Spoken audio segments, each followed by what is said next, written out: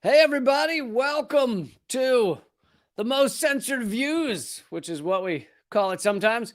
This is a Mint Press project. It's an interview. It's a rare Saturday interview. I've been doing these mostly during the week. So this will be more casual. We'll be having drinks, it'll be pretty wild. Shirts will probably come off a few minutes in. But I have another amazing guest for you. I hope you've been keeping up with these. I just recently talked to economist Richard Wolff. Next week will be Julian Assange's wife, Stella Morris. Last week was also Julian Assange's father, John Shipton. A lot of great guests, and I hope you've been enjoying them at youtube.com/behind the headlines. And the series of great guests continues right now. An old friend of mine, he's a journalist now for the Gray Zone, and he's been killing it on the Ukraine beat mainly. But we'll get into a lot of different topics here, and I think a lot of information that you probably haven't yet gotten. So please hit the like button. Please throw in all the comments you can think of. And here's Alex Rubinstein. Hello. Hey, Lee. Thanks for having me on. Yeah, no problem. How you been? I've been well. Good. So you've been on the Ukraine beat over at Gray Zone. I guess I'm a beat reporter now. Yeah. And your articles have been excellent. I had a tough time deciding which one to focus on, but I thought we'd start with breaking down some of the components of of Ukraine's military. And you've been covering the Georgian Legion, which I did not know much about, but is a fascinating aspect of what's going on in this proxy war. So maybe we can start off by just explaining what the Georgian Legion is.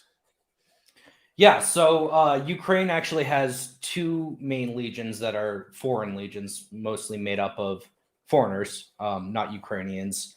One is the International Legion, which was established by Volodymyr Zelensky in the very early days of the war, or I should say, in the very early days of the Russian military operation. But the other is the Georgian Legion, which is not all Georgians. It's also a lot of people from the United States and Canada and other NATO countries and European Union countries. And they've been praised here and there in the media, given good press generally in the mainstream media, but not really covered a lot from a critical perspective. And so I've tried to shine a light on this operation because it really is one of the more brutal mercenary groups fighting in the war. One of the more how should I say it? Sorry, real quick. Does mercenary mean they're being paid, or are they just kind of they're just showing up to help the cause? And yeah, I think that's what they like to say, but I can't imagine many people signing up to be on the receiving end of the conventional Russian military's might. And of course they are paid by the Ukrainian government, armed by the Ukrainian government, so in a way they're armed by the United States, right. Just indirectly. But they're one of the more media savvy military groups in the war. They've gotten not just a lot of press, but a lot of donations, and part of how they've done that is through an internet trolling operation called NAFO, which you may or may not have encountered, but I think a lot of people who have been active on Twitter discussing the war and digesting it have faced NAFO. Yeah, they haven't, as far as I know. I mean, maybe I'm just too out of it to realize it. They haven't really come after me, but I have seen many of the responses to them as they go after writers for the Gray Zone or anybody else kind of revealing the truth of what's going on in Ukraine. Remind people what NAFO stands for. Yeah, it's North Atlantic Fellas Organization. So it's NATO, but instead of a treaty, it's fellas. And that's what they call each other. It's very cult-like. There's like a lot of in-group terminology that would be very confounding to somebody who's not a member Right. of the organization. They call me a vatnik. They call others a vatnik. It's like a pejorative for a Russian person. A term I had never heard before. Even though you're not Russian.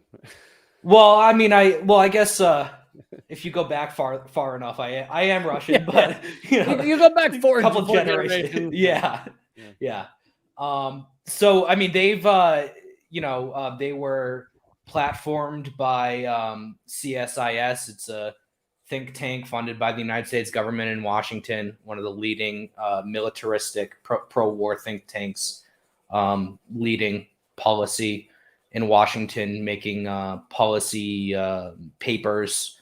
And Michael Weiss, who was who is a think tanker and very strong advocate of the war in Syria, very fond of the so-called moderate rebel groups that were beheading children. So, I mean, all the usual suspects have kind of rallied behind this troll operation called NAFO. And there's Matt Moores, the co-founder of NAFO at CSIS. I mean, mercenaries, Matthew Van Dyke, he was a mercenary in Syria. He helped cover up rebel use of chemical weapons. He's a member of NAFO. Michael Weiss is a member.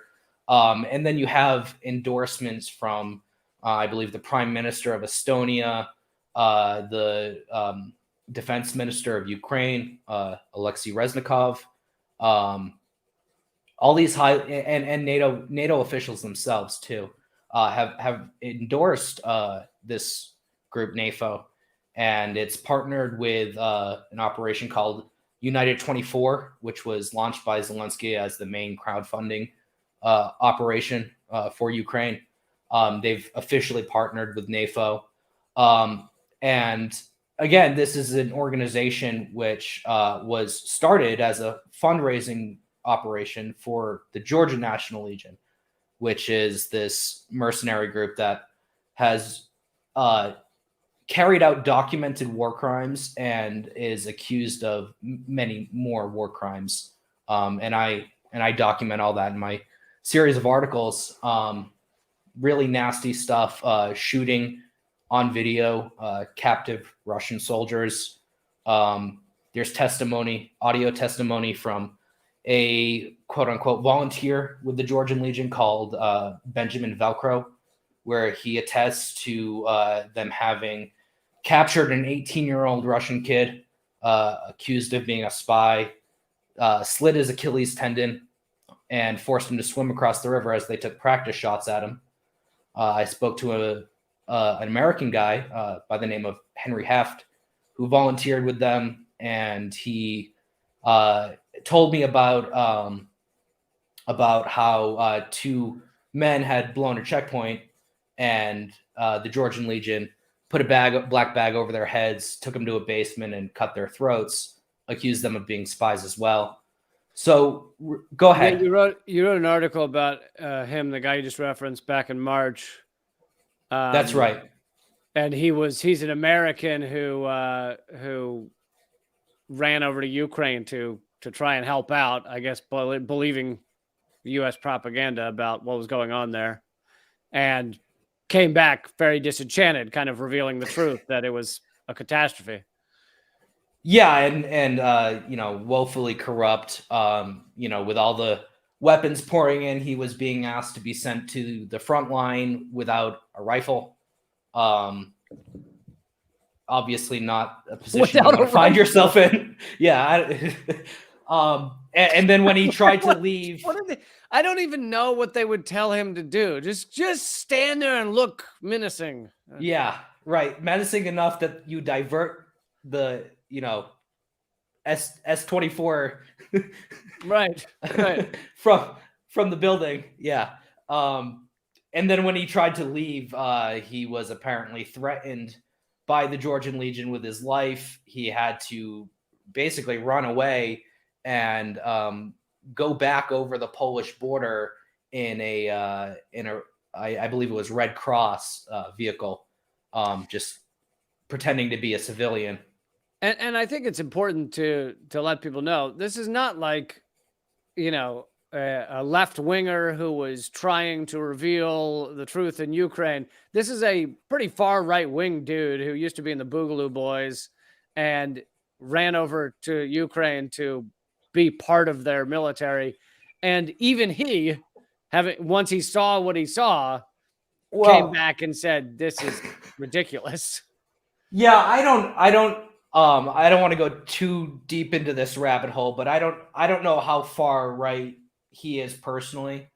He certainly didn't say anything that raised my eyebrows. I just meant that he was in the Boogaloo Boys, but yeah, right. But he wasn't like any kind of Nazi or anything. He wasn't like an alt-right guy who was like, oh yeah, they're right. So I just don't want to like give a wrong impression of him because he was a source of mine. Yeah, no, I was not calling him a Nazi. I'm just no. I just want people to realize that like even someone who's, I don't know, libertarian, right wing, whatever, is went over there and saw what they saw. But. Yeah, and he came back and was like, these fuckers are crazy. But yeah, so I mean, there's been a lot of testimony. There's one incident, and I don't have any details on it, where because I did a report on the on this memo from the Department of Homeland Security, where they were saying that they basically had no way of keeping track of the white supremacist extremists that were going over to Ukraine, and they listed an intelligence gap that. They don't know how to keep track of them. They don't know, what experience they might get in Ukraine that they would bring back to the streets of the United States. And in this memo, there were a number of volunteers that were basically stopped and interviewed by authorities, American authorities. And one of them was saying that he was going to join the Georgian Legion, but didn't because he had heard that they had been accused of war crimes, and so he went on to join the Azov Battalion instead. But I'm not, I'm really not keen on this Georgian Legion. I'm going to head over to the Nazis. Right. Well, and the Georgian Legion is not. They don't. Unlike Azov, they don't really use like explicitly Nazi imagery. But there are Nazis within the Georgian Legion. I did another couple of articles on a figure by the name of Paul Gray, who was a member of several neo-Nazi organizations in the United States, including the Atomwaffen Division, which is considered a terrorist group in several countries. And he's with the Georgian Legion. He got interviewed by Fox News as a hero like 4 or 5 times. He was a regular figure on Fox News until he was outed as a Nazi. But that's classic Fox News. They're like, look, we'll have Nazis on, but just don't make it too clear. Right. Yeah. Once everyone knows you're with Atomwaffen, it's, yeah. I mean, there's been a lot of, really questionable figures associated with them. It's commanded by a guy by the name of Mamuka Mamalashvili, who has fought, I think this is his 5th war against Russia. So, he's like a hardcore guy, a lifelong mercenary. And he's admitted on video because, again, there was video of members of the Georgian Legion shooting a captive Russian soldier. The New York Times even reported on this, believe it or not. And he was asked to comment on it, and he was like, look, well, it's not we don't take Russians. That's not our policy. We don't hold Russians captive. We tie their hands and their feet. And again, this is in response to the video of his men summarily executing a captive POW. And, to bring it all back to NAFO. Which is just that's a war crime. Yeah, it's a war crime. I think a lot of people don't know what a war crime is or isn't, and that's considered a war crime. Yeah. So again, NAFO, this online troll operation that harasses people both supportive of the Russian government or just simply questioning the Ukrainian government, they've raised more than $1 million for the Georgian Legion. The Georgian Legion, they participate in crowdfunding campaigns like Sign My Rocket, which allows you pay and it's go to signmyrocket.com. You can do it.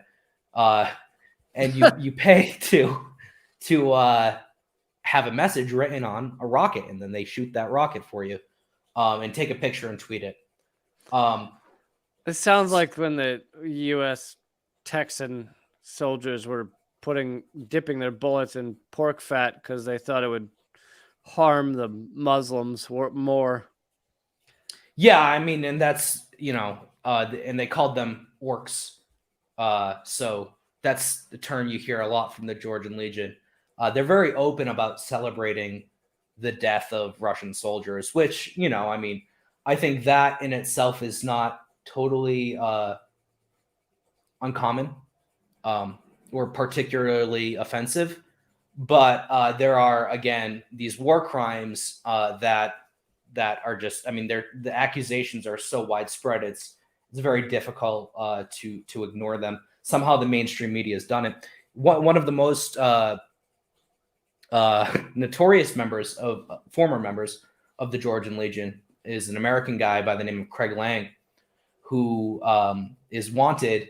He's a fugitive in Ukraine, where he's considered a hero. In the United States, he's wanted for a double homicide while he was in Donetsk in 2014, 2015, fighting with the Georgian Legion and other groups like Right Sector. The FBI has video of him injecting a woman with adrenaline so that she wouldn't pass out while he drowns her. Again, a war crime. Civilian, this was done to, no less. He came back to the United States. He wanted to go back to Ukraine or go to Venezuela to try to overthrow the government there. And he did go to Colombia and was armed by the Colombian police to take part in a regime change operation in Venezuela. But in the United States, to pay for his travels, he posted an ad that he was selling guns. And when a couple from Florida responded that they wanted to buy these guns, he met up with them and murdered them and took their money to pay for his travels. So he's in Ukraine, once again, fighting. And again, a former member of the Georgian Legion. So, this is like all this crazy stuff. And then on the other hand, I found, if you go back to the commander's Facebook page, Mamuka's Facebook page, there's all kinds of photographs of him in Washington, D.C., meeting with members of Congress. So really? He's very tight with the United States foreign policy establishment. Senators Feinstein and Gillibrand, where he posted photographs outside their office. But he's got photographs with a number of, I think it's like 6 or 7 or 8 members of the House of Representatives, including the House Foreign Policy chairman, the committee chairman at the time, Elliot Engel. So, this is a guy who's got access. He's very well known.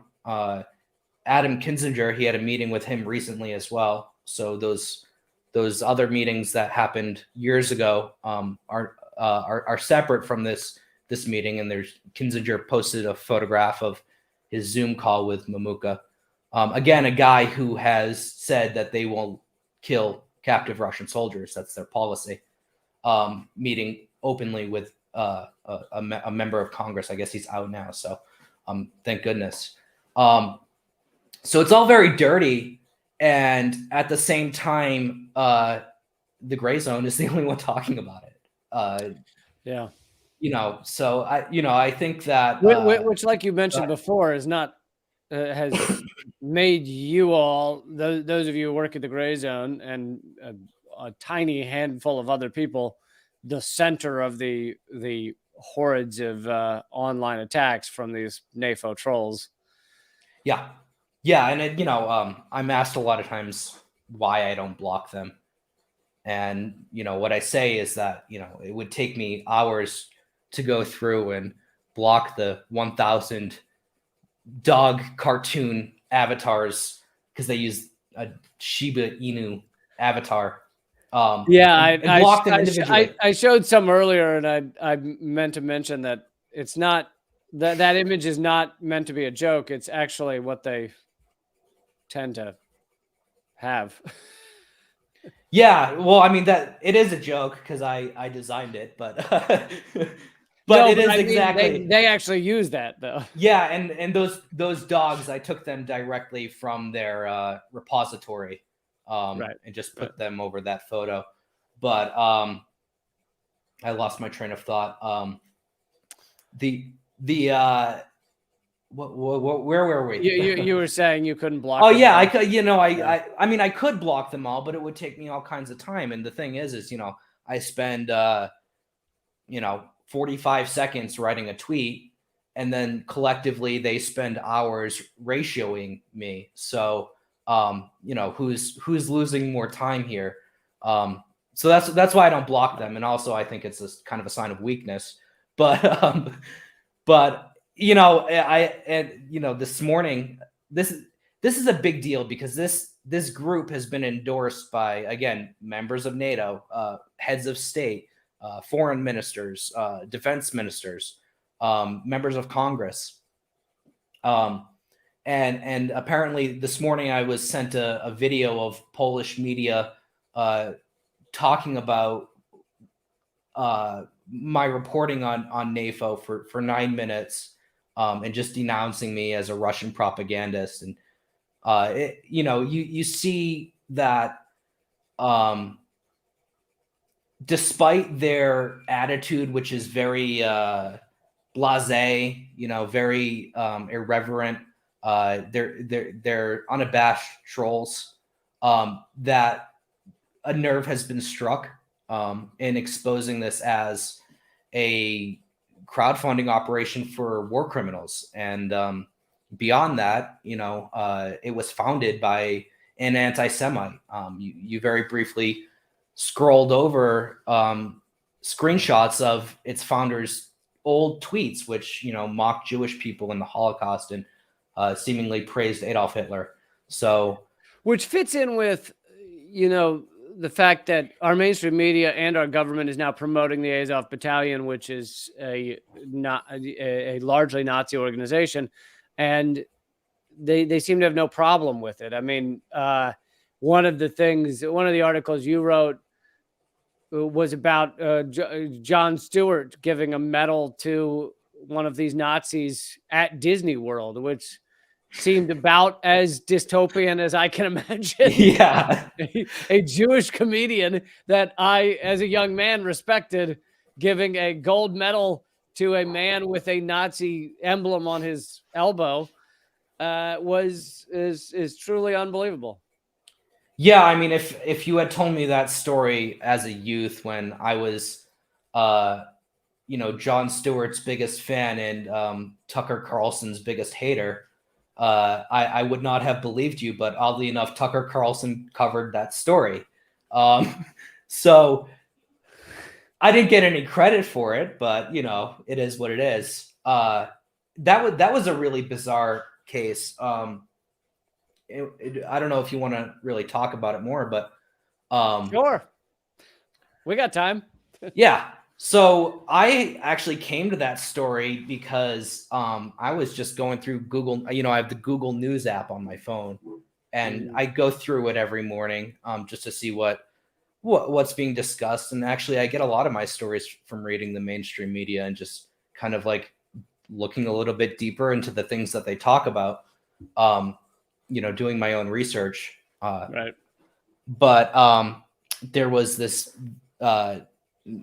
article from the Sun UK, which is a trash tabloid, and it was like Ukrainian delegation arrives at Warrior Games 2022. So that had enough like red flags in that that I was like, what is Warrior Games? Yeah, what is Warrior Games? Where is it? Why is it? So I clicked the article and I started researching the Warrior Games, and it's like a Pentagon-sponsored sports competition featuring wounded veterans from various friendly militaries. 2022 which just that is so. We're gonna bring the people who were wounded in our insane wars over and have them compete in events and get medals is at Disney World is so bizarre. Yeah, I mean, but I'll tell you, I don't swim half as well as some of these guys who only have like one limb. So, Right. But it was an absurd thing to watch, because you do have this very pro-military, and it's like watching ESPN, right? Like that was the vibe, right? And at the same time, you have guys coming out with no legs in a wheelchair to participate in a swimming competition, and be, at the same time, it's celebrating the military and celebrating heroism and those kinds of terms. So it was very sick to watch. And the image I'm showing now shows on his elbow. If anyone who's familiar with a swastika can see all of the elements that have been turned into some sort of elbow tattoo. Yeah, that's a Sonnenrad, and actually that's the same symbol that was used by the young kid who shot up the black grocery store in Buffalo recently. It's the same symbol that was used by the New Zealand mosque shooter, and the same symbol that by this guy was used, and by the Azov Battalion, popularized, I would say. I mean, of course, it was originally popularized by the National Socialist Party of Germany, but more recently it's been given this new life by the Azov Battalion as one of their main symbols, and featured prominently in its logo, which I guess they've now changed. But the Warrior Games. So I started looking into the Ukrainian delegation. I said to myself, well, we have a bunch of Ukrainian veterans. How many of them are Nazis? And it turns out that the ones that I could actually find any kind of information on, there were two of them, were both members of Nazi organizations, specifically Azov and Right Sector. So those are the two that were really hyped up at these events. So Igor Halushka, the guy that's featured on the photograph, he I believe it was at the Hague, actually, in the Hague, participated in a similar competition called the Invictus Games, which is like basically the same thing, but it's sponsored by the United Kingdom instead of the US. Prince Harry went to a Warrior Games thing and then decided that he was going to do that. So at that event, he whipped out an Azov flag, and this was back in April. So I'm like, okay, I'll keep my eye on this guy. And I watched for a week all of these competitions on the website of the Warrior Games. I do not envy you. Yeah, I mean, again, I can't emphasize how absurd it was. And it was weird. I'll comment on one other weird element, because not only was it like the celebration of heroism, but you have guys, again, you have like a guy who's obese. He's got one leg, no arms, and he's competing against like a guy that like has no visible injuries. Like he's like ripped, and I'm sure he had some kind of head trauma or something. But I will say that I've had this same question about the Paralympics, because I am totally all for people with handicaps being able to live their dreams. But I remember seeing an interview with one girl who had been on the level to be an Olympic swimmer, and she was in college, and she like fell off a balcony and ended up with all these injuries, and one foot is now like kind of paralyzed, or she doesn't have feeling in it or something, and she wins all of the swimming meets. Yeah. And I'm like, I mean, there should be divisions, I'm like, right? Who's going up against people with no legs? Like, how is that fair? Yeah. So it was a really absurd week for me. But I had a feeling from seeing this Igor Halushka pull out this Azov flag in the Hague, and I had a feeling he was going to do some other stuff, and he did. So when he was awarded his gold medal for indoor rowing, he wore an Azov shirt, and then later he was at the closing ceremony, which was keynoted by Jon Stewart, was awarded as the heart of his team. He was given the heart of his team award. So the heart of the Ukrainian team is the guy with the Nazi tattoo. Wow. I mean, Wow. go figure. And again, he wasn't the only one. And there's pictures of that I pulled up from the Ukrainian team's Facebook page of them performing fascist salutes. So he's not the only one that of the team that is a Nazi. And I actually called.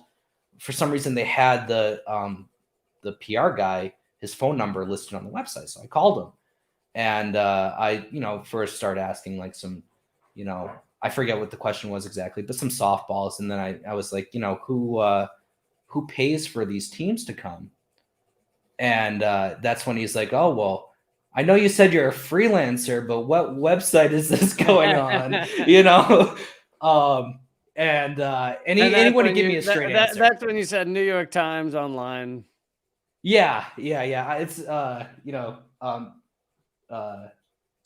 Veterans Project USA or something.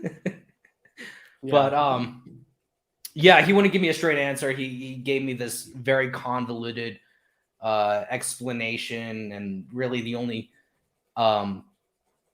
detail that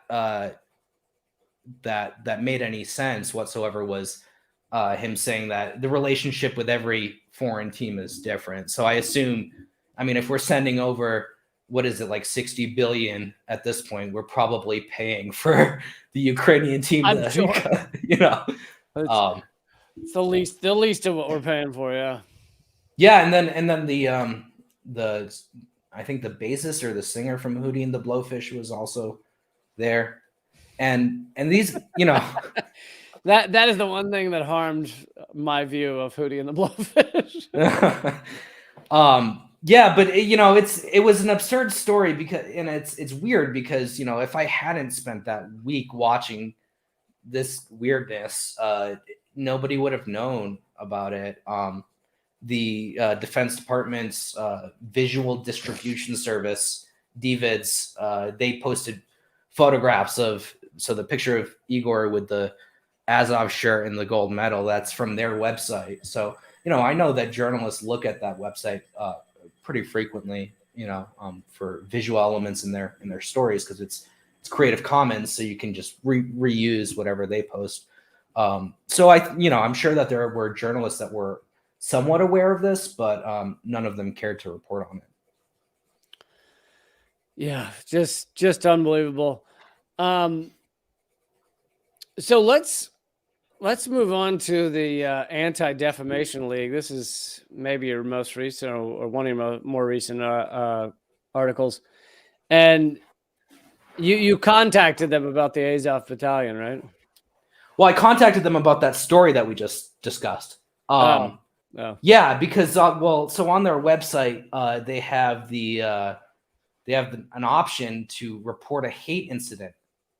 So I went to their website and filed a hate incident report because, here's this guy with a Sonnenrad tattoo, hosted and honored by the Pentagon and Jon Stewart. So I was kind of trolling, I thought it wasn't going to be much more than a tweet saying that, I filed this report and, hey, what's up, guys? Aren't we defending the Jewish people? Right. So for those who don't know, Anti-Defamation League is an organization that basically exclusively goes after hate speech done against Jewish people, which I support the concept of. However, they don't exactly do that.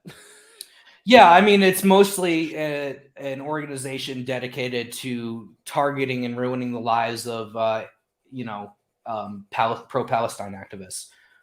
Back during the the fight against apartheid in South Africa, they actually spied on anti-apartheid activists and sold their information to the apartheid government. More recently, they've been very busy going after Kyrie Irving, Dave Chappelle, Kanye West, and I would say Kanye West before he put the mask on and became, Darth Vader. But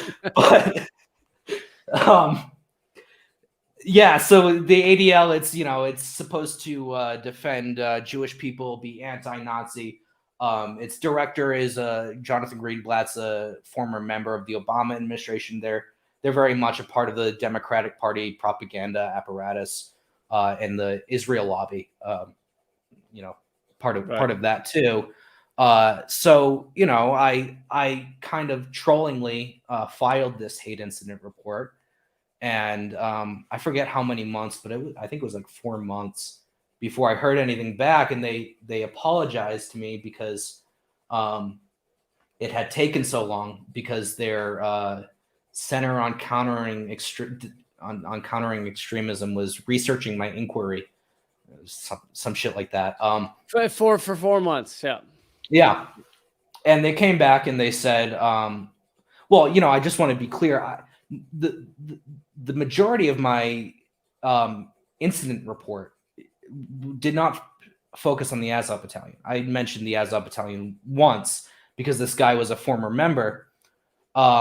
It was about how this guy, you can see a screenshot of my incident report, but I mentioned that he has a Nazi tattoo. I mentioned that other members of the team were part of other Nazi groups and performing fascist salutes and all that. And I gave them a link to my article, and I filed all kinds of photographic supporting evidence and all that. But their response ignored everything except for the Azov Battalion. They didn't mention Jon Stewart. They didn't mention the Pentagon. They didn't mention Igor Halushka. They only talked about the Azov Battalion, and it boiled down to 2 paragraphs about the Azov Battalion, just totally whitewashing them. Painting them as reformed, no longer associated with Andrei Belitsky, who is the founder of the Azov Battalion, who vowed to lead the white races of the world in the final crusade against the Semite-led Untermenschen. They said they're no longer associated, they're reformed, they're depoliticized, and not the far-right group they once were. So I Which took is that laughable. It's laughable, and it's very easily debunked, right? Just the week before I wrote this article, I had done a story about a neo-Nazi organization that got raided in Italy called the Order of Hagel, and they were planning to, attack a shopping center. And they were tied to the Azov Battalion. One of their members, the guy who was planning to blow up the shopping mall or attack it, I shouldn't say blow up. I don't know. He's fighting with the Azov Battalion right now. And then if you go to any number of interviews, and I kind of go over some of these interviews in the ADL piece, but that's okay. Former members of Azov will openly say that there's a lot of Nazis, and they claim, it's no longer associated with Beletsky. And then, a week before they wrote me that, Beletsky was giving a speech at a ceremony in Kiev, renaming a street after the Azov Battalion. So he's very much associated. He's very much the ideological leader. The ADL itself has used any number of terms describing the Azov Battalion as basically neo-Nazi. They've said explicit ties to neo-Nazis. They noted back in March, so after the Russian invasion, that white supremacists, the international white supremacist movement, sees Azov as a pathway to the creation of a national socialist state in Ukraine. So this is a longtime target of the ADL. They've had many articles, blog posts, etc., research papers attacking Azov. And now, all of a sudden, 8 months, 9 months into the war, Azov are freedom fighters and reformed and depoliticized and no longer the far right group they once were. The thing is here is that all of this is happening because of Azov's importance in the city of Mariupol. Because Mariupol is in the south of Donbass. It's not controlled by pro-Russian separatists, the People's Republic of Donetsk or Lugansk. It is controlled by the Azov Battalion, and it has been since 2014. So Azov's really always been very important. And if you go back to some of my early work on this back in February, Azov has prevented Zelensky from implementing any kind of peace agreement in the past. They've been able to thwart his agenda. When Zelensky told his troops in a town called Zalot that they had to leave because there was going to be peace, Azov said, "We're not leaving. We're sending more guys." And there were all kinds of threats to kill Zelensky at the time. So this is kind of what Scott Ritter said to me, which is that, yeah, the Nazis within the Ukrainian military may not be a very high percentage, but they are the ones willing to use extreme violence to get whatever they want. So when a politician says, "I'm going to do A, B, or C," yeah. and the guys who really are willing to kill say, "We will kill you," Yeah, those politicians generally back off. Right. And yeah, I mean, that's the thing is like all the time I'm criticized for allegedly promoting this idea that all Ukrainians are Nazis, or that like the majority of the Ukrainian military or government is Nazi, and it's not. But the thing is that the Nazis have a whole hell of a lot of political power. Yeah. And you're absolutely right. When they'll show up to your house and pull you out, they've done it. They will shut down any kind of liberal demonstration back, in Mariupol. If you go back over the years, pride parades were shut down by Azov. They were doing all these things that don't comport with this liberal idea we have of them now, or that's being promoted now. But I want to emphasize that they do have all this political power because they controlled Mariupol, because Mariupol was so important to the rest of Ukraine's assault on Donbass because of its location. It's on the water, and it's in the south of Donbass. So they became very powerful from that. And once the Battle of Mariupol happened in April, it became clear to editors at mainstream media publications, New York Times, Washington Post, they all that if Azov looked bad, it blew the whole campaign apart. So they started rebranding Azov as controversial defenders of Ukraine, as a group with a checkered history, but on the up and up. And so at this point, because the ADL hasn't said anything about Azov since March, it was obvious that they had to change their tune, and they changed their tune to me privately, not in the capacity of an official statement or as a media comment, but as a response to a hate incident report. Right. So I think that's important to note, but I think that it also, now that I've reported it, it also kind of it will not be surprising to see more public defense of Azov from the ADL going forward, which is really sick. I mean, Well, it undermines everything they stand for. It basically is saying we are so far gone from our so-called mission statement that we will defend Nazis. Yeah, and I mean, again, Azov is a group that are the ideological successors of Stepan Bandera. They openly worship Stepan Bandera, the Nazi collaborator who killed over 100,000 Jewish people with his organization of Ukrainian nationalists, Poles, Slavs, communists, anyone that was not sufficiently, Germanic. But the this is like part of, because you have this, I want to call it a corruption of Jewish institutions, right? And you know all about this, Lee. Early on in the war, there was a bit of fake news that Zelensky himself even promoted, saying that Russia had bombed the memorial site for Babin Yar, which is a ravine near Kiev where there were 100,000 people executed by the Organization of Ukrainian Nationalists, Stepan Bandera's group, Jews and prisoners of war and that kind of thing.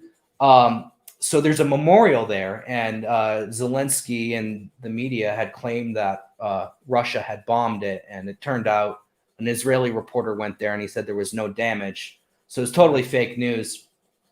But I pointed this out to the Auschwitz Museum, and I noted that, on the way, pretty much if you're going to go visit Babin Yar, you're going to have to drive through Stepan Bandera Avenue in Kiev. So I pointed this out to the Auschwitz Museum on Twitter, who were tweeting about Russia allegedly bombing this location, and they blocked me. They just blocked me, So you have this corruption of Jewish institutions where they're so tied to one or the other political party that they no longer stand for Jews, right?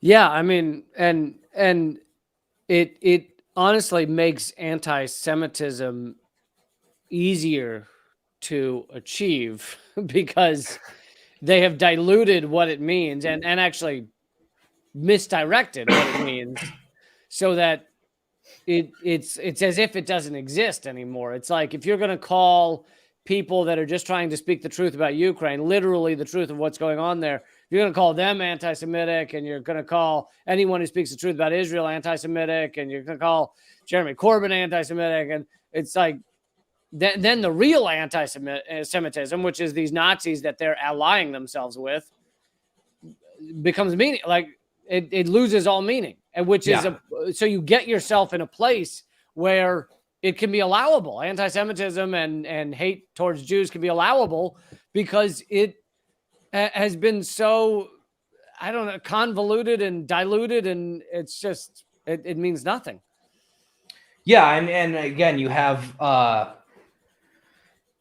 in Ukraine this situation where there's a lot of foreign people who are ideologically motivated, to say the least, going over there to fight. And this is documented. And if you go back in the mainstream media over the past 8 years, they talked a lot about this. This wasn't a secret. And so you have all these people that are members of, Atomwaffen division of the Rise Above movement, all these groups that really were targets of the left in the United States for the past years. You have neo-Nazi organizations throughout Europe. I documented a bank robber, a Norwegian bank robber who went over to fight with Azov. All these people that are really like the really sick and just kind of cancers on society, going over to Ukraine to live out this fantasy of theirs, because they see that the neo-Nazi movements in their countries are failures. What did the neo-Nazi movement achieve in the United States? They killed a woman in Charlottesville. That's it. They haven't done anything. So they look at Azov. I will say they nearly killed you and me there, though. I know. Yeah, that's right. We were both there. Yeah. So, I feel like that would have been a little bit more something to show for themselves. At least they got some Jews, like, but Yeah. some Jewish media people, you know. Right. Right. But they, you know, they look at the Azov battalion as people, as Nazis who have their shit together, as people who, as these, you know, defenders of the white race who, you know, actually are able to do something, and so they want to learn from them. They want to be able to bring back those lessons to their home countries so that they can organize better. I mean, you see all the time paramilitary trainings, right? From what's that group that's been in the headlines? Patriot Front, right? There's all these leaked videos of their paramilitary trainings. That group in Italy I was talking about, Order of Hagel, they were doing paramilitary. This is something that's very common for neo-Nazi organizations. Azov's doing the real thing. They're actually at war.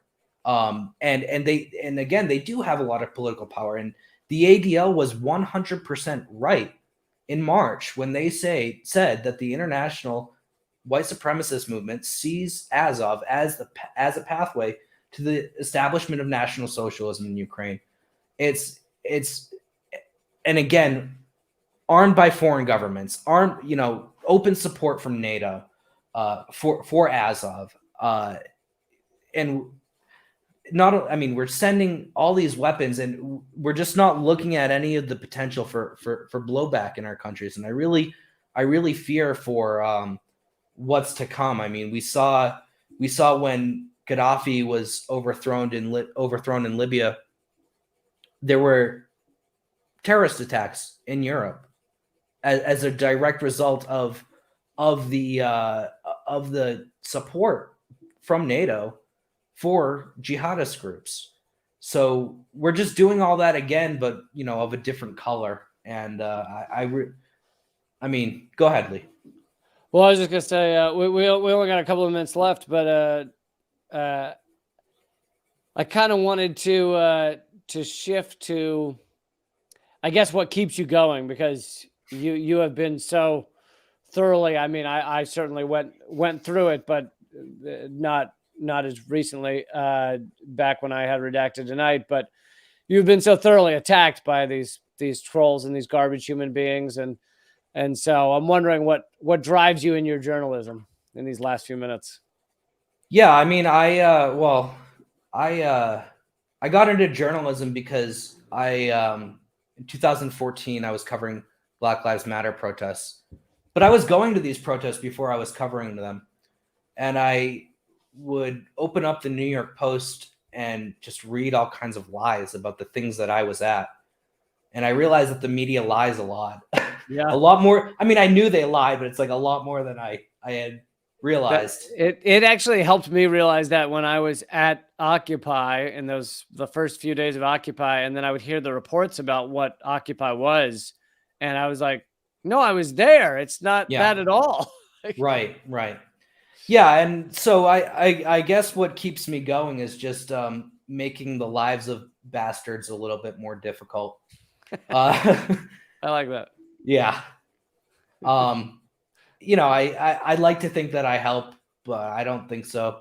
You know, I think I just make the lives of bastards a little bit more difficult. Well, thank you for doing that. I appreciate it. Alex, how can people continue to follow your work? On Twitter at Real Alex Ruby, that's RUBI, and just at the Gray Zone. I have a Substack. You get free email updates on all my reporting, little previews of everything that comes out. So subscribe. It's totally free. It's not spammy, and follow me on Twitter. All right. Thanks again, man. Be well. Lee, it's been a pleasure. Thanks. Absolutely. Thanks so much, folks, for being here. As most of you already know, we are completely sustained by you guys. There's no giant corporate entities. There's no ads, other than, you know, a couple that YouTube might stick on there. But we are completely funded and owned by you. You own us. So please become one of the owners at patreon.com/behind the headlines. That's the Patreon that sustains this show, this interview show I've started. as well as Most Censored News, my other show. And I'll put it in the comment section for those of you who haven't seen the latest Most Censored News. It is on the our radioactive water supply, which I feel like is something you should know about. It's not for those of you who worry, it's not all of our water is radioactive. It's just a lot of it. It's just some of it. But anyway, go watch that video if you haven't already seen it. Most Censored News. But yes, we are completely independent, completely supported by you. This is a project with Mint Press. If you don't know Mint Press, you should definitely check them out. And I hope you'll become a member on all of those things and keep fighting. Oh, and next week, Stella Morris. Don't miss that one. Julian Assange's wife will be joining me, assuming her schedule doesn't get too insane. So next, I believe it's Tuesday, but I'll be sending out alerts and everything. So check back, and I will be speaking to Stella Morris.